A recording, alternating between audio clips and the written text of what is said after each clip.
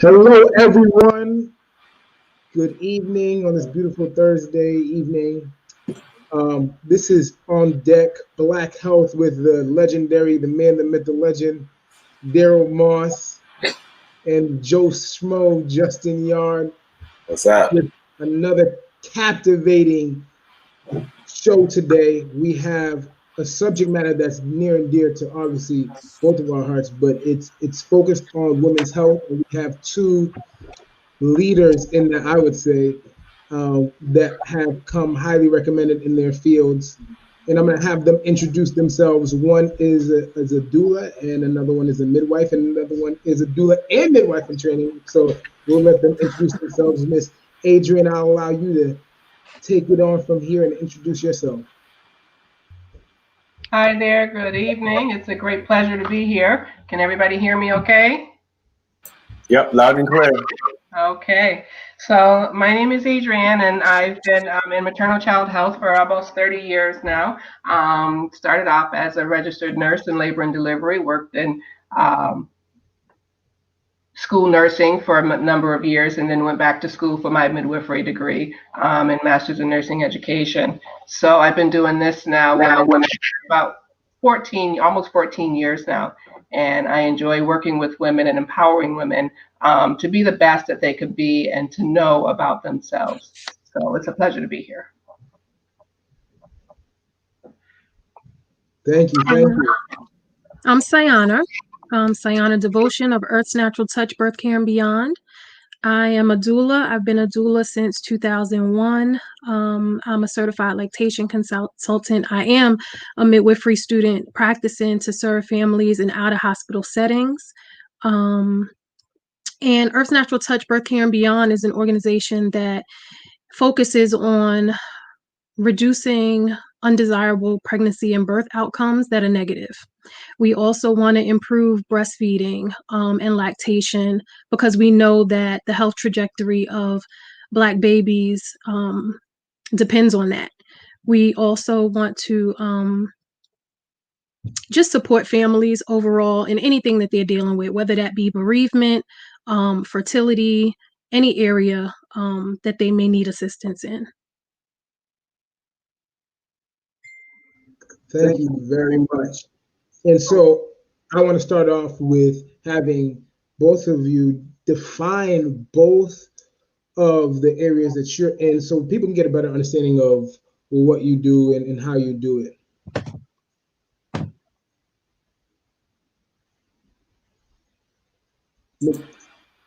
Whoever would like to go first. Whoever wants to go first. Miss Adrienne, Okay. I give her the floor. Okay. All right. So I work with women from adolescent years all the way up to the postmenopausal years, adolescents to beyond, menopause, providing care in primary care, GYN, family planning, preconception, pregnancy, birth, and in the postpartum period and with newborn up into about the first month of life. So I work with women, again, just to empower them to be the best that they can be so that they can make informed decisions. I enjoy working with women, and that's what midwife means. It means with women. And so we work with women to, again, just to empower them. And I have 4 daughters. And so really allowing them to be able to make informed decisions regarding their care. And then with the disparities of the infant mortality, especially in the city of Springfield, it's very near and dear to my heart, preventing preterm births and increasing nutrition for women as well. Yeah, so the work that we do is pretty much aligned. As doulas, we work alongside families to help them find their voice, to let them know what their options are from preconception all the way through to postpartum, and providing that real personal support. So we're like your homegirl is going to walk with you through your entire pregnancy and let you know what your options are, let you know what questions to ask in case you don't know. and just give you that ultimate support. We're really trying to eliminate racial and ethnic disparities in birth outcomes, including infant health and maternal health, because like Sister Adrienne just said, the rates are horrendous, and I'm sure Springfield is probably not very different from where I am in Connecticut right now. And actually, we're not as bad as some of the other states are. So that doesn't mean that we don't have work to do, though, because one baby or one mother is one too many, right? So we're out here trying to just make a difference and to get people to even understand the value of the support and why it's necessary. And we also provide some education to healthcare providers as well, so that they can understand the social determinants, some of the historical factors that go into the situations that we're in now, because it's not just, we say that race is not the risk factor, but racism is, right? So that's like infused into the system that is affecting the birth outcomes. And sometimes you need somebody to point those things out to you, especially if you're going to be in a position of caring for the individuals that are dealing with the worst outcomes. Thank you so much. That's beautiful. That's beautiful. That information is very important for people to understand what you both do. And Miss Adrienne, I know that specifically you're working in the hospital, getting women while they're about to give birth, which is a very, very, very sensitive time for them. And if you can give a little bit more knowledge on kind of the process and what you've seen throughout your process and your time and your history of being in your field, can you give us kind of a rundown when somebody first comes into the hospital and they're ready to give birth? Absolutely. So I work in a practice where we are, midwife friendly area. There are lots of hospitals that are out here that are not midwife friendly. And so as a midwife, we really work with women and try to help them to know that, less intervention can be, healthy for them and for their babies, allowing them to know that they do have decisions. They do have, the right to ask questions and have a birth plan as to how they want their birth experience to be. So educating them, when they first get there about the practice and about their health and how often we want to see them and how we want their pregnancies to be healthy. So that's where we start. And then we continue to follow them throughout the pregnancy. And lactation is a huge part of our education as well, because more moms breastfeed, because we know that breast milk is best for the baby, and getting those first drops of colostrum in for all the protein and antibodies that babies will need. And so getting them established with a peer support through a breastfeeding peer support program helps them to establish breastfeeding and hopefully keep them breastfeeding for at least a year or longer, is what our goal is. And so when it's time for them to have their baby, a midwife is with them one-on-one. Sometimes we can't be in there the whole time. We have more than one person having a baby at a time, and that's where a lot of our doulas will come in, because working alongside doulas, they're able to be in there and provide that because they're with that patient, and they've established that connection with them to be with them throughout the entire piece. So, but allowing them to get up and move freely in labor, hydrotherapy, and helping them with pain as their labor continues to progress. And so just being there for them is what our goal is. Thank you. Unmute yourself. Unmute. I'm sorry. I was reading an article a while back. Hold on. Ms. Adrienne, I think that's yours with the feedback. I'm going to put you on mute for a second. Okay. I was reading an article a while back on doulas and the city of Baltimore back in about 2017, and how they turned to doulas to give Black babies a better chance of survival and more support for Black mothers after giving childbirth. Now, Baltimore did this officially. Do you know of any other cities that have done that? We know the story of who's a tennis player? Serena. Serena. We know her situation after giving childbirth.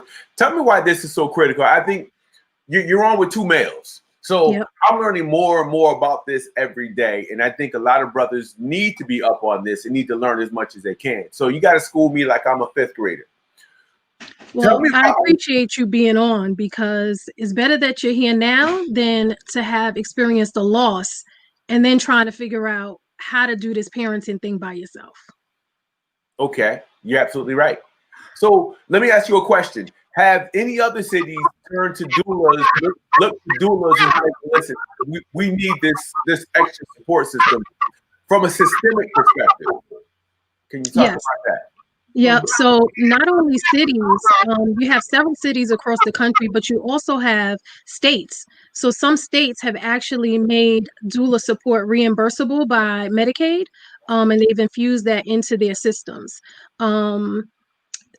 There are some issues with it. It's not as easy as it sounds. And the doulas are not totally happy with what happened, but they are trying. And you do have some states that are looking to try to implement something similar where doulas can be reimbursed and the families would not have to pay. Because this is an equity issue, right? So we know that, for example, where I am now, 60% of the population is on Medicaid. Right. So those are families that are not going to be able to afford the doula services, but those are also the families who are experiencing the worst outcomes. Absolutely. So those are the families who need the support. So you do have local organizations who are working to try to get politicians to understand the importance. And it seems like the politicians are listening. Up until COVID, we had made some really big progress. And I don't know how things are going to change now with the pandemic. In the meantime, you have local organizations who have stepped in and tried to implement different programs in order to make sure that those families are still getting the doula support that they need. So you might find organizations like Healthy Start. They have over 100, I think 101 sites across the country. One in Connecticut has a doula program, one in Pittsburgh, and I'm sure there are others across the country that have implemented doulas into their programs. And then you have doula organizations who are receiving grants from larger organizations. Like we received a grant from the March of Dimes. We work closely with the United Way, Bridgeport Prospers, and just trying to make sure that doulas are infused on the ground and reaching the families who need the support, because we can't wait for politicians to decide that this is something that's necessary. Okay. How responsive, and then I'll talk about the midwives, but while we're on the doulas, how responsive are healthcare professionals when doulas walk into the room, especially doulas of color? It depends. Okay, specific, Black doulas. It kind of depends. It depends on where you are. It depends on the hospital. It could depend on the environment. You have some providers who are really appreciative, like Sister Adrienne just said, these are doulas who are able to stay with the client during the times that medical providers are unable to be there. And we know the value of having doula support, right? There are less interventions, there's higher birth weight, there's less premature births, there's less cesarean sections, less epidural use and Pitocin use, which is a drug to kind of make labor go along, more breastfeeding. So there are medical benefits to having a doula. It's not like we're just holding hands and rubbing backs. We know that the outcomes can be improved. So you do have some medical providers who understand that. And then you have some who are not too happy about a doula being in the space, because the doula is the one who is making sure that the client realizes that they have a voice and communicating questions that they can ask so that they understand their options. And sometimes medical providers don't really want that. They just kind of want things to go the way that they want it to go.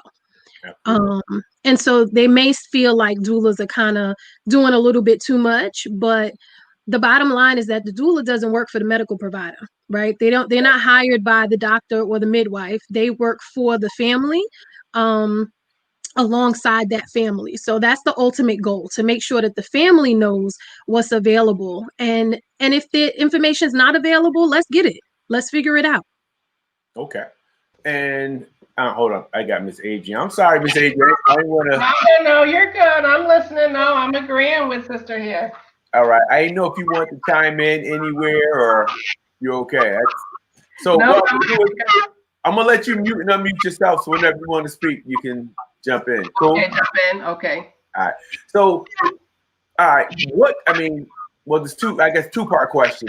What can we do to really? I mean, since I found out about doula, my daughter was born with the assistance of a doula, and I'm like, oh, this is pretty cool, pretty effective. So, but I mean, as old as I am, I had no idea what a doula was. So, what do we need to do in terms of public relations for those of us who have any sphere of influence? How can we help get this information out there? Because I'd rather have a doula in the room than have a doctor, to be honest with you. Sorry. I just seen how effective the sister was in the room. So what do we need to do to get more information out there to really push this so that it's not just, I don't know, something that a few circles know about? I'm gonna be quiet right now, and then tell me, what can brothers do? Hold on, Jay. What can brothers do to help out in this process as well? What more could we be doing? So, two-part question. I'm gonna be quiet now. Three-part. Three-part. Go ahead.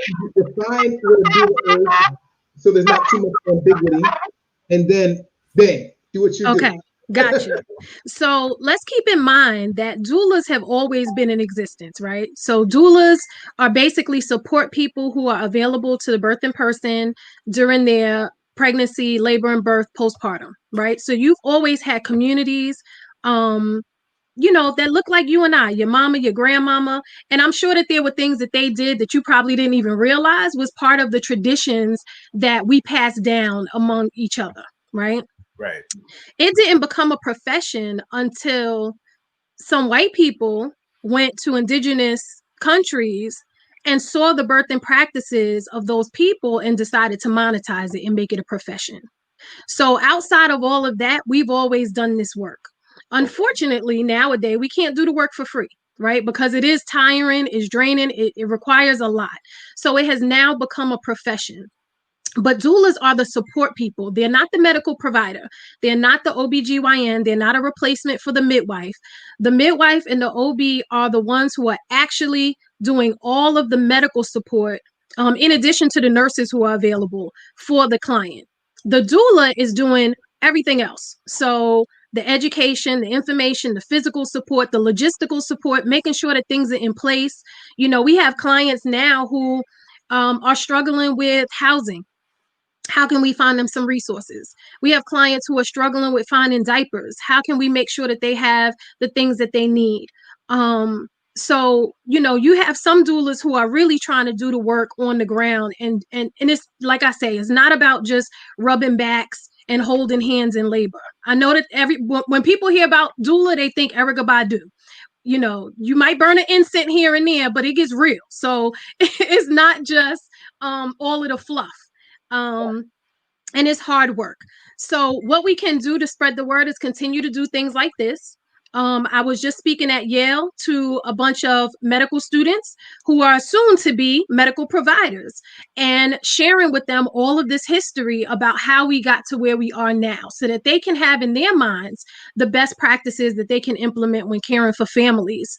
So just continuing to invite people to different spaces, continuing to talk to your friends about it, continuing to talk to your children, your daughters, your sons.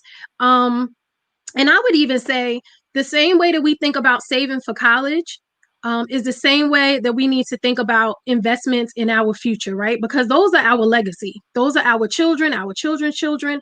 And so I support the idea of having fertility funds where you put some money aside every month, even if it's $20 into an account, so that when your child or your grandchild is ready to have a child, you have the money so that they can take a childbirth education class, so that they can have lactation support if they need support outside of the hospital for lactation, so that they can have the doula services and even the postpartum support. Because we don't get to do the things that we used to do, right? We used to go into homes, we used to cook for each other, we used to bathe each other, we used to have the food trains going, all of those different things. So we don't get to do that anymore. And then on top of that, we're hit with the current pandemic. So now you have people who are faced with not having the support that they probably really need. And we see it in a lot of families who are dealing with perinatal mood and anxiety disorders because they feel isolated. They don't have family around. They can't have family around. You know, grandma's not able to travel to come, or you can't travel there. So these are some really trying times, but I think that the conversation is picking up and more people are talking about out of hospital support, midwives, doulas, breastfeeding, you know, all of these things that can be put into place to make our outcomes better. Okay. Thank you. Oh, the part about brothers, what else can we be doing? When I was saying share with your children, that was for y'all. Oh, so this is not a woman's conversation. This is not just for the ladies, right? No, that's why we're here, because it's like, it's a fair. I mean, I guess the thing we have to change, we have this tendency to compartmentalize our community. Mm-hmm. We put in the back, we put our women over there, we put our brothers over there, but what we're really talking about is family. Exactly. So it's a family process. That's why we're asking these questions. So thank you. The same conversation. So whether it be in a barbershop or wherever that the brothers are, that conversation about the birth and your experience and how it felt to hold your child for the first time or to experience skin to skin, that can lead to the benefits of skin to skin. That can lead to a discussion about how the doula was able to support you in that. You know, so just having conversations about parenthood or fatherhood can lead to conversations about doulas and the support that we can provide. And I don't know if y'all have those conversations the way we talk about motherhood, but we some of us, we talk about our kids, but in a different capacity. So let me ask you: are there any male doulas? It sounds retarded to ask that question, but I got to ask anyway. It doesn't at all. There are male doulas. There are male doulas across the country and in other countries as well. And we've actually had some people contact us about becoming doulas that are males. And we're working with a state organization, and it's not going to exclude males in the process. If they're interested in participating, then they can. There is, you know, some discussion amongst birth professionals about men being in that birth space because, you know, historically that wasn't something that men did, right? Men didn't even attend births until white men went to Europe and started learning about obstetrics, and then they came back and started attending births. Are we talking white men, or are we talking everybody? We're talking white men. I don't want to be in their boat. Let's talk about us. Yeah. So what I'm saying is that prior to them coming and creating obstetrics, everything was about midwifery. Okay. So men weren't involved until that happened, right? So once that happened, now you have the men that were looked at as the professionals in the field, and the midwives weren't really regarded as much of a professional, right? So that whole shift happened, and so this is why we have men in the forefront. When you look at other countries that have better outcomes than we do, one of the things that they have in place is midwifery care as the primary care. The midwives don't step in. I mean, the OBGYNs don't step in until that client needs a higher level of care. Then the OBGYN steps in to take care of the client. But prior to that, everything is about midwives. So the discussion amongst the birth professionals is this a space for men? But we have spoken to a lot of women who would appreciate having a male presence with them if they're a single mother, or some of the fathers who want to hear from another father how to support their partner. So there is a space for men in this field. I think that is something that is starting to develop and pick up speed. All right. And I'm not listening, man. I think it's a beautiful space for women. I don't have a problem with that. But for brothers that, you know, I'm the one who's in the birthing process. So I got to keep it real. So for the brothers who want more space in terms of what we need to do in the room, can we be in the room? That type of stuff is just critical. I'm sorry, Justin. Go ahead. You're muted. Justin? Yep, I was going to ask Ms. Adrian.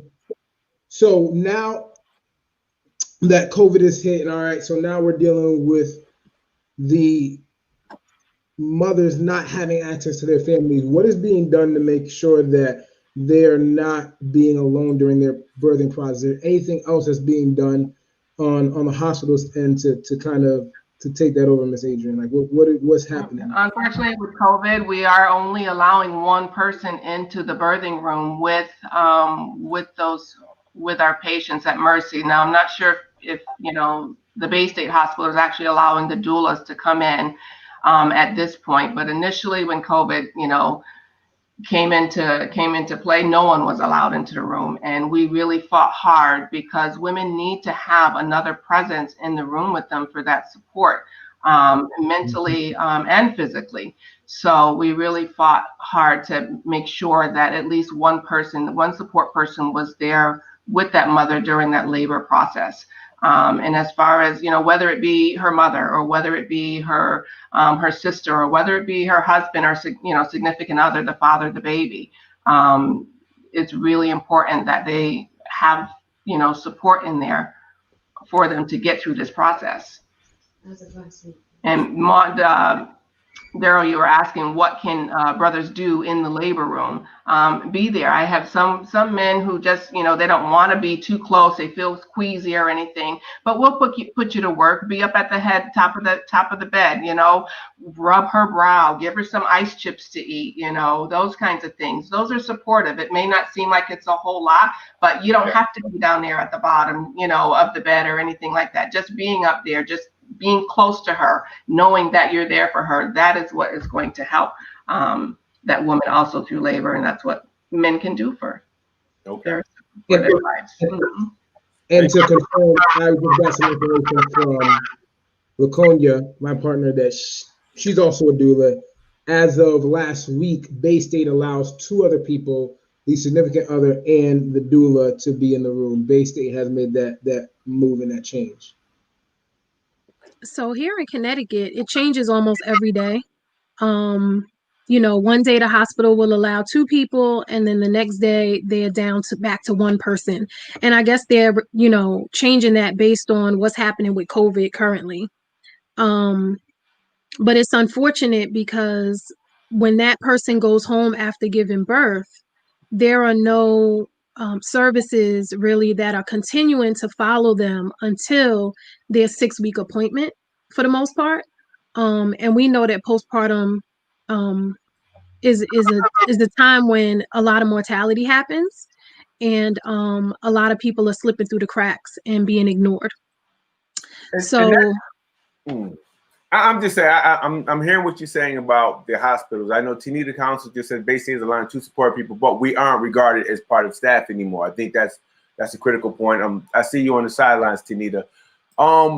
Politically speaking, for those of us who are involved in the political processes in our respective areas, what could we be doing? Because I think as people talk about what is the new agenda for Black people, given the current election, the new congressional offices, and all that other stuff, is this something that we should be putting on that agenda and addressing as we establish medical protocols and legislation around healthcare delivery, that type of stuff? I mean, because it's kind of crazy because they're worried about someone being impacted by COVID and possibly getting sick and it being fatal.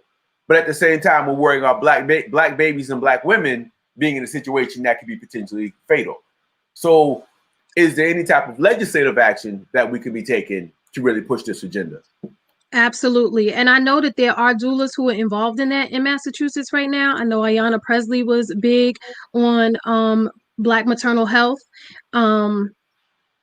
So I don't know exactly what the details are in your state, but here in Connecticut, we do have a doula coalition and a state-run doula task force that is made up of different organizations. So you find the people who are interested in making sure that this happens. So we have like people from Planned Parenthood, Health Equity Solutions, United Way, March of Dimes, all of these different organizations come together with us, the doulas,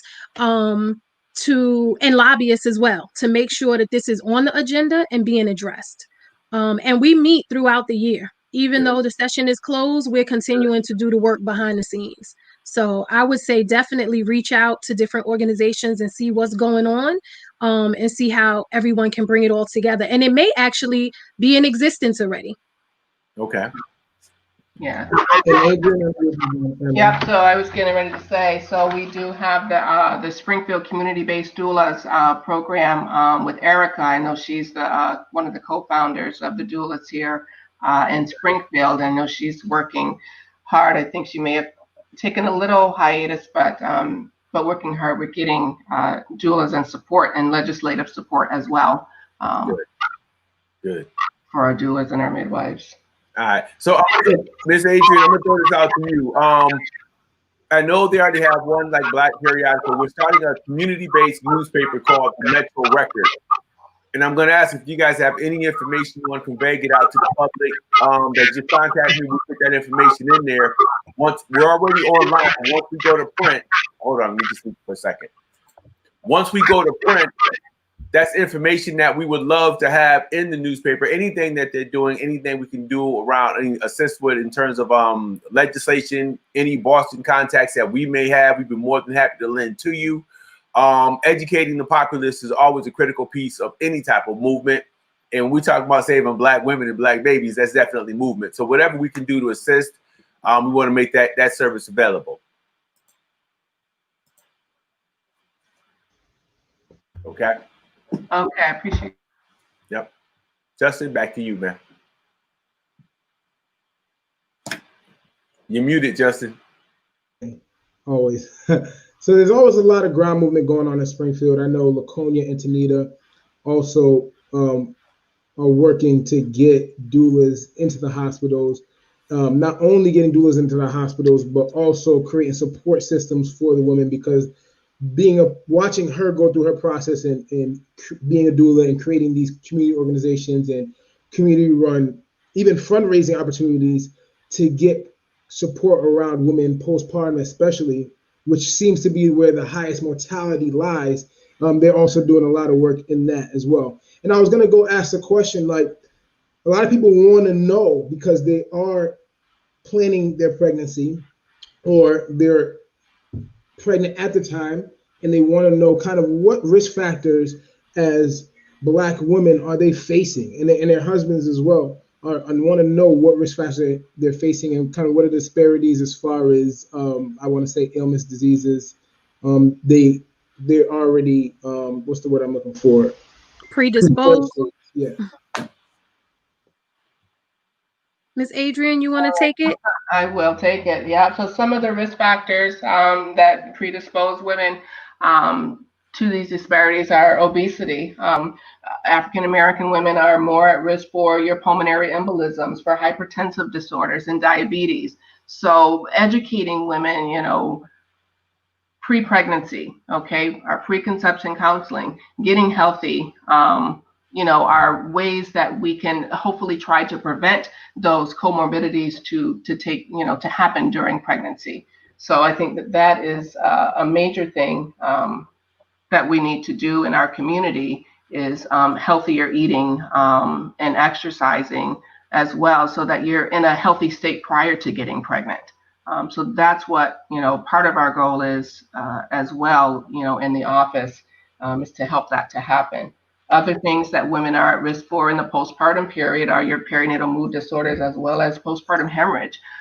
We know that women our African American women are at higher risk for having postpartum hemorrhage and dying from these things in the birth process. So educating and coming up with a standardized plan of care to help prevent this from happening is going to be beneficial as well.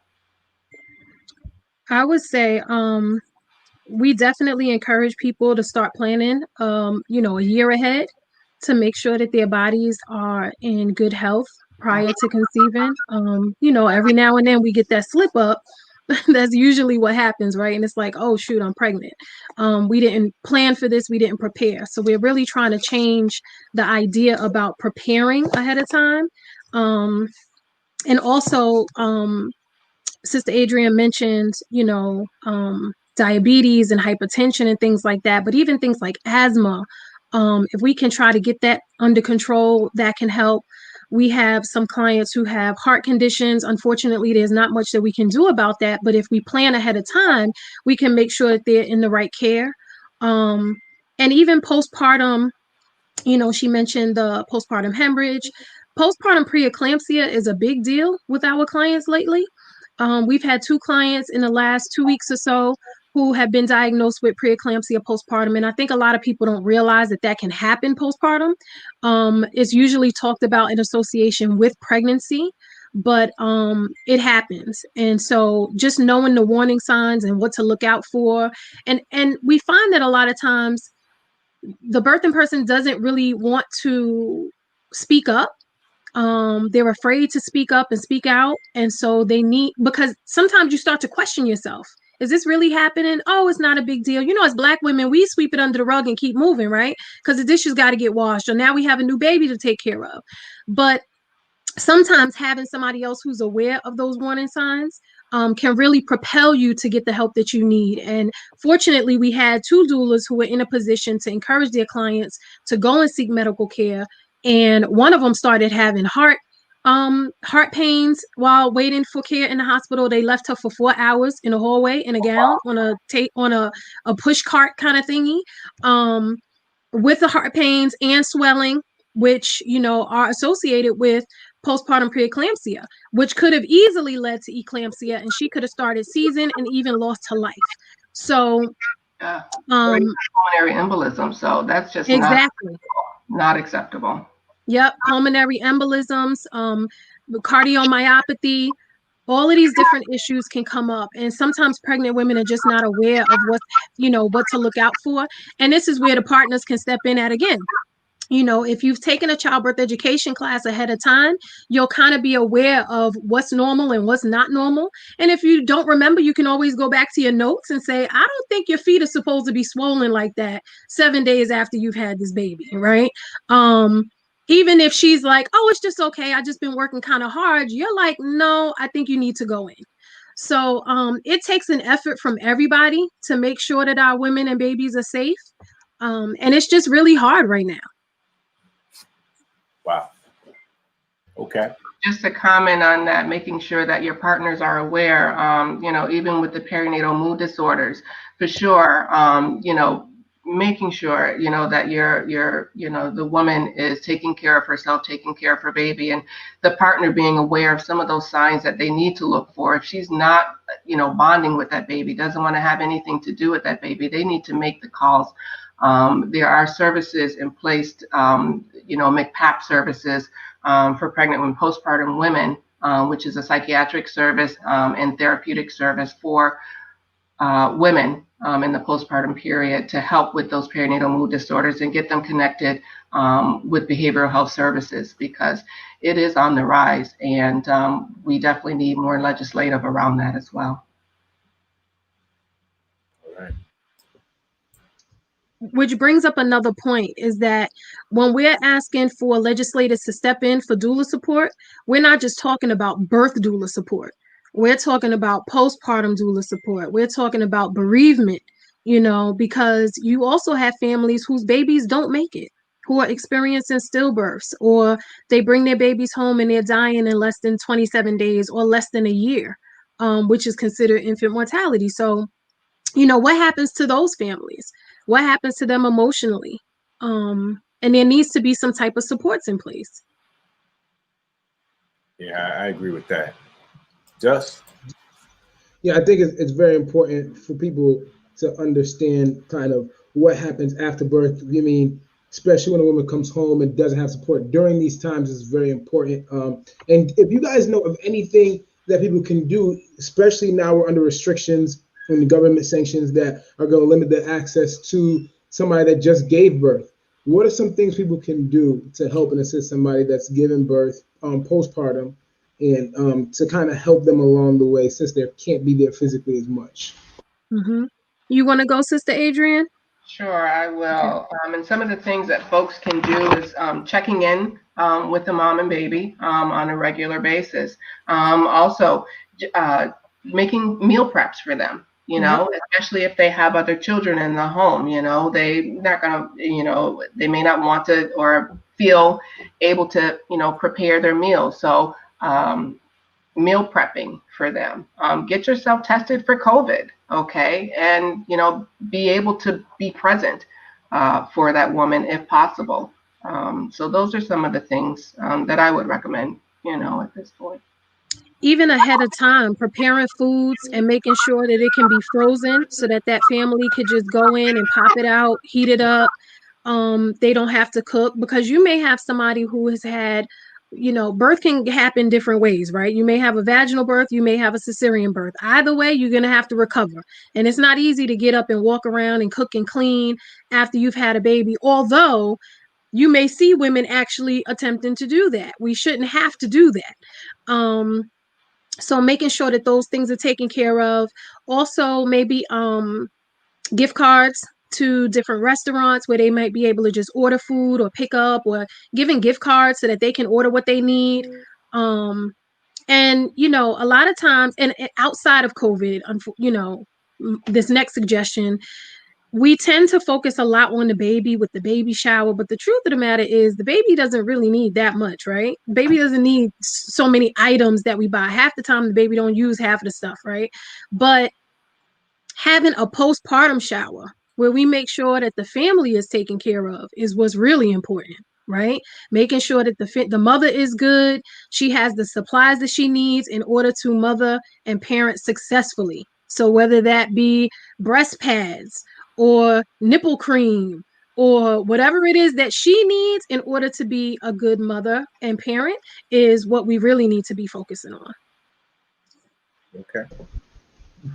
Thank you. I'm gonna keep on asking questions. So when it comes to the cesarean versus the vaginal birth, which is always a discussion, especially in the African American community, and specifically because that's all we're talking about, really. What do you see as obviously a better option in the situations that a vaginal is better than a cesarean, and kind of the difference between the two? Obviously, it's big difference, but like recovery time and all that. If you can just kind of shed light on that, that'd be great. Sister Adrian? Yeah, so cesarean, vaginal birth is, as always, our ultimate goal. Okay, we want women to have vaginal births because we know that, I mean, women have been having babies vaginally for years, and we know it can be done. We may have to go in all kinds of positions, to kind of help a woman have a vaginal delivery, but vaginal delivery is always our ultimate goal.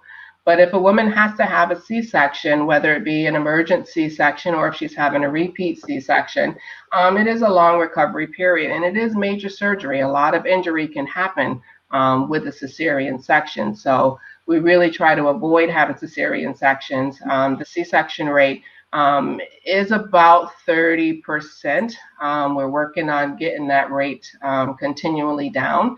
But unfortunately, with COVID and everything, a lot of insurances and other folks are wanting us to do more cesarean sections because that's where the money is made under surgeries. But again, our goal is not to have C-sections unless it's absolutely necessary. So, and the World Health Organization. Go ahead. Go ahead. Mm-hmm. No, I was just gonna say the World Health Organization recommends no more than 15% for cesarean section rate. And we see hospitals with 30, 33, 40%, or even higher. So it can get crazy. And a lot of times, if you're in a vulnerable situation, you haven't been educated, you don't have a support system, you don't know what your options are, you don't even understand labor. You don't realize that you can stay at home and labor at home until it's time to, go to the hospital. You may go in a little early. I mean, there's so many variables that go into childbirth, but a lot of times we go into it without the background and the education and find ourselves in situations where we're kind of stuck. We don't even know how we got there, but cesarean is now on the table as the option. The goal is to prevent that first initial cesarean section, because some medical providers still have the idea that once a cesarean, always a cesarean. And they've instilled that in their patients.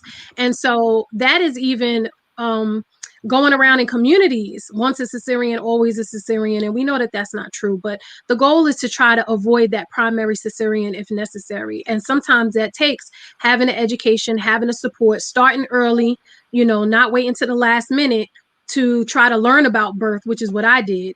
I didn't start really caring about pregnancy, breastfeeding, or any of this until I got pregnant with my own child. And from that experience and from speaking to other people, I realized that the hospital wasn't a place that I was going to have my children. Um, but even if that is something that you choose to do, you should know what your options are. If they're talking about induction, what are your induction options? Are they using a Foley catheter? Are they using Pitocin? Are they using, Cytotec? Like, what is it that's going to be offered to me at this particular hospital? Also asking about our providers. What is their philosophy on episiotomy? If that's something that you want to avoid, which is when they cut the perineum to allow more space for the baby to come out, you may want to talk to your provider about what their philosophy is about that, right? A lot of times we choose our providers based on who our family went to. Oh, my cousin went to him, that's the local doctor. My whole family went there. And so we don't even realize that if this was a car, we would be running Kelly Blue Book, right? We would be trying to run the facts, right? Car facts, and say, okay, well, what has this car been through, and what's the experience? But we don't do that with our providers when we should, and we can. We just don't realize it. Absolutely. Why don't we? A car, a life. All right. Just one of them things that make you go, as Arsenio would say, okay.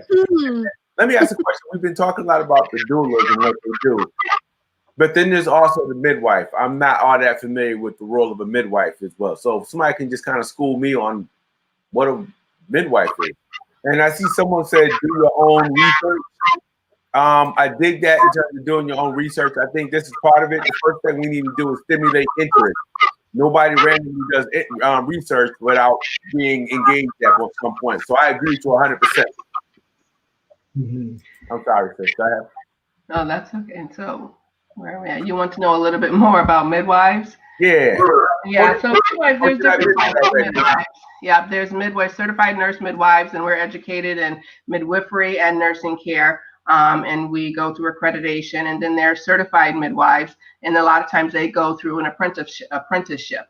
But they're able to provide midwifery care in the sense that you care for women and you provide women's health, whether it be gynecological health, pregnancy care, preconception counseling, as well as STD screening and your annuals and your PAPS, women's health, throughout the whole gamut. But our, midwifery is a lot about just birthing babies and being with women as well. Just to help empower women and also to be with them through the lifetime. So being with women and labor and delivery and low intervention is what our main focus is, and just more of a holistic care and approach to women's health. Now, what's the schooling difference in terms of learning curve? And then I need to clarify something. For the sister who said do your own research, I think she was talking to mothers who are about to give birth.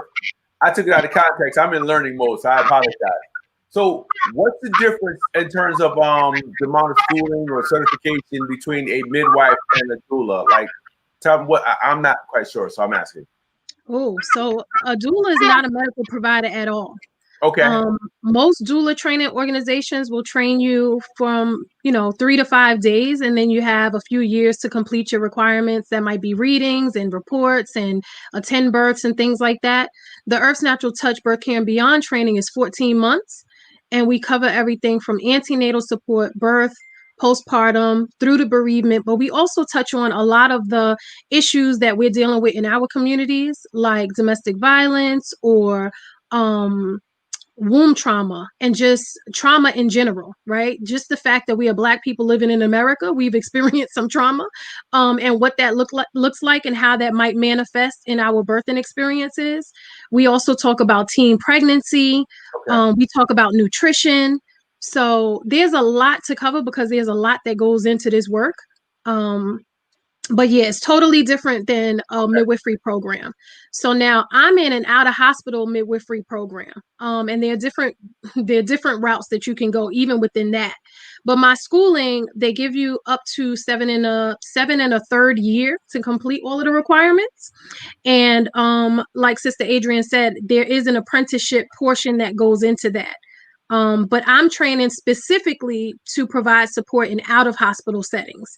So, and CNM, certified nurse midwives, can work in hospital settings or out-of-hospital settings. And Sister Adrienne can talk more about like how long it took her, how long the program was that she went through. Okay. Yeah. So I was a registered nurse prior to going back to midwifery school. So to get my, RN degree, my bachelor's degree was the 4-year process. And then I was in the midwifery program for 2 years. There's a 1-year program and 2-year program. So I was in like 1.5 years. And so now they have it where you get your dual certificate in midwifery and your master's in midwifery as well. But I had attained my master's in nursing, so I didn't go for the master's in midwifery. So the schooling is about 2 additional years, and then you go into either a private practice or a midwifery practice here in Massachusetts. We can practice independently. We don't need a supervising physician to practice here in Massachusetts. Some other states do require that you have a supervising physician to practice. And we need more Black midwives, no matter what setting you're in. I was about to get into that, and I'm going to get into that right now, because I think a large portion of what Dee really wants to do is get and educate people on the different industries within healthcare completely that we as Black people need to be represented in. And Miss Adrienne, yourself can really get into that. And doulas and Black doulas, and we need to know what we can do to help educate people on that being a new field they can kind of get into, and kind of explain how they would get into that as well. The sad part is that it needs an explanation, because this is probably the oldest field there is, right? But the fact that we have to explain to people that this is a field is really, that goes to show you about that shift in mentality when obstetrics came into play, right? From, midwives to OBs. But I think that we just need to continue to do the work and continue to have these conversations in different spaces. So you all have a newspaper, you all have this platform, social media, whatever we can do to continue to push these conversations and try to encourage people from young. Like I said, prior to pregnancy, women need to be learning about their bodies in general. Like, how does this work? Why is this like that? So many times we hear from people that they don't want to breastfeed for interesting reasons. And a lot of times there's not a lot of social support around that, because maybe other people haven't seen breastfeeding. Maybe they haven't seen it done successfully. And so if you're not around people who are actually doing this, then you don't even realize that it's a possibility. No clue, sorry. Yeah, no clue. And when it's your turn, it's just like, oh no, I'm not going to do that.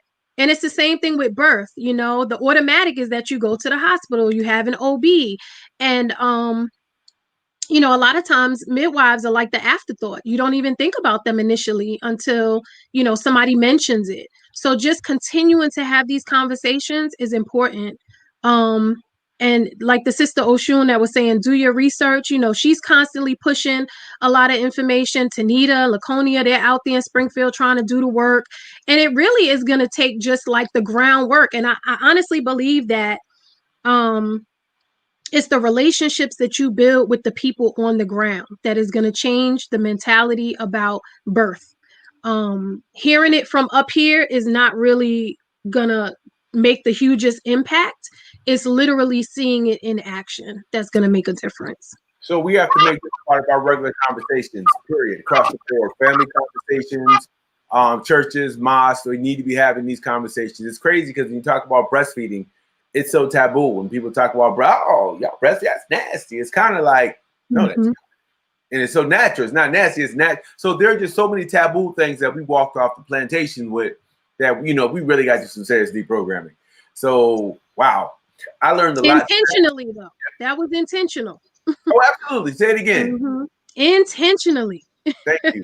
So we really have some work to do in terms of educating our folks and really pushing. We're coming in the 1 hour mark, but I want to say really pushing this type of information. our Black health is the last thing that we discuss. Forget about just childbirth, which is like, I don't think there's anything in the world more important than childbirth. Nothing in the world is more important than that.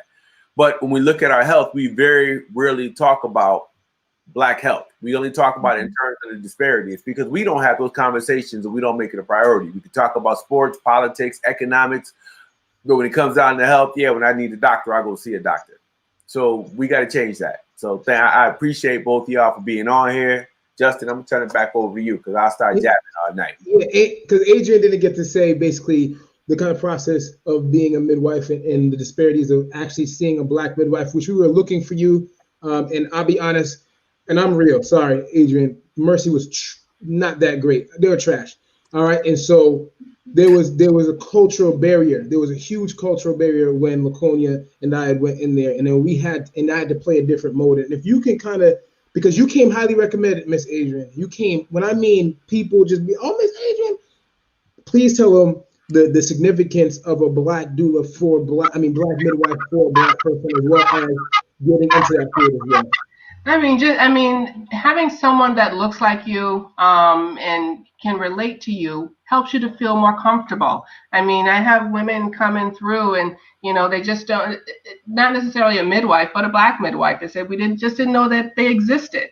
And so just being aware of your surroundings, I think is helpful for women, and having someone that looks like you to help you feel comfortable, to go through the process of birth, to educate you, about what's going to happen, and what you can do to make things better is very beneficial for women. And I'm losing train of thought because it's getting past my bedtime, but sorry.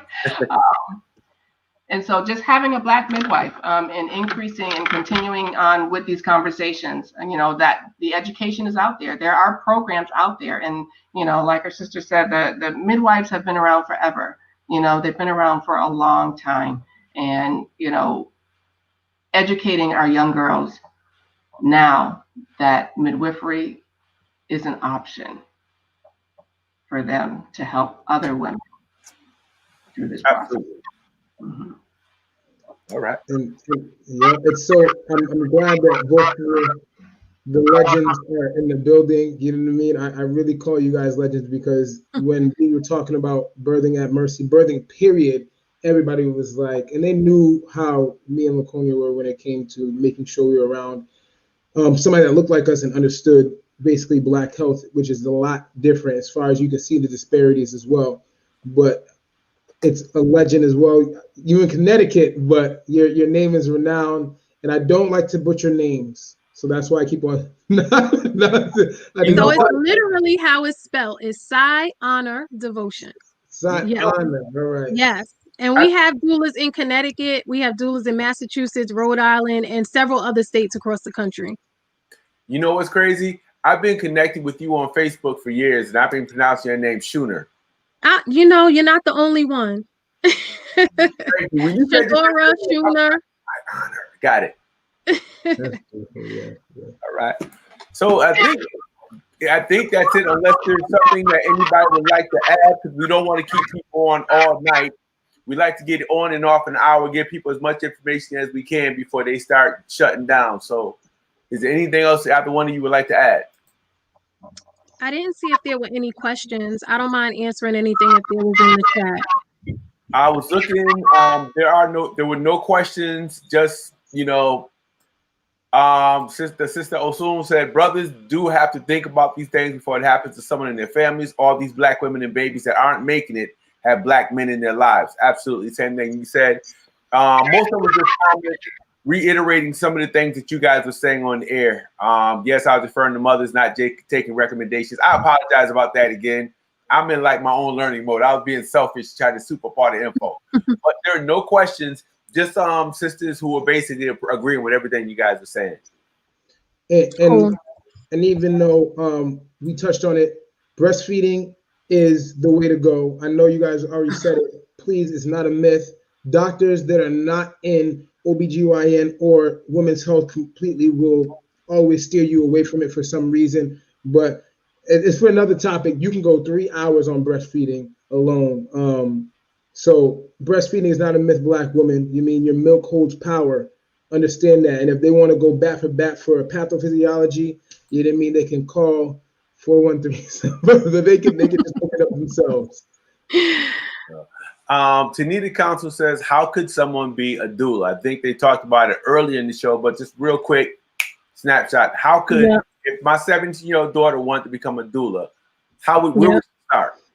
So she could always contact me. If our organization is not for her, then we'll find some organization that she best resonates with, because every doula organization has its own personality and own special features about it.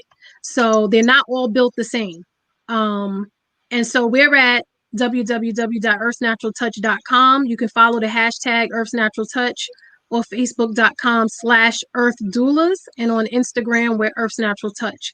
But it's just a simple inbox, and I send them all about our program, and I also include a link to other training organizations that they can look into. I haven't vetted them all, so I can't say, which ones I prefer and all of that, but at least, like Oshun said, I send the link and they can take the rest from there. Okay. And then Miss Adrian, if someone wants to become a midwife, they would have to go to school for that, correct? I'm sorry, I didn't hear you. If someone wanted to if they were interested in becoming a midwife, that's something they would need a degree for, correct? That is correct. And there are lots of programs available. Okay, awesome. Or they may want to become an out-of-hospital midwife, where they don't necessarily need a degree. And if they contact me, I can help them with that too. Okay. Yeah. So everyone, if you have any questions, please watch me. Hold on, Justin. I'm gonna get this right. Please contact Sayana, and she will give you the information. I got that name right? Yes, sir. Go ahead, Justin.